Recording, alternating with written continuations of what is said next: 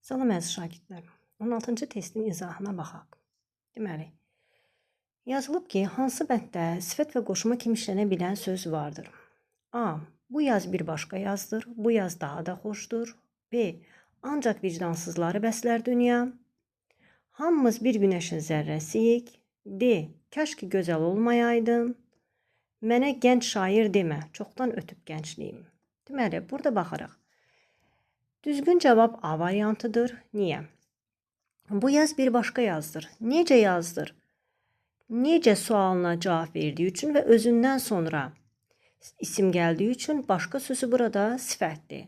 Ancaq desəydi ki, səndən başqa, onda olardı qoşma. Qoşma ismin çıxışlı halına qoşulur. Ancaq burada bu yaz bir başqa yazdır. Necə yazdır? Burada qoşma, sifət, səndən başqa desəydi, burada olardı qoşma. Yəni, başqa sözü ismin çıxışlı halına qoşulanda qoşma olur. Başqa yazdır, başqa sözdür, başqa insandır.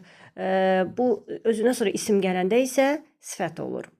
B variantına baxaq. Ancaq vicdansızları bəslər bu dünya. Burada ümumiyyətcə qoşma və bağlayıcı yoxdur. Burada ancaq ədatdır. Hamımız bir günəşin zərrəsiyik. Burada yoxdur. Kaş ki gözəl olmayaydın. Burada arzu ədatıdır. Mənə gənc şair demə, çoxdan ötüb gəncliyim. Burada da ümumiyyətcə köməkçi nitq hissəsi yoxdur.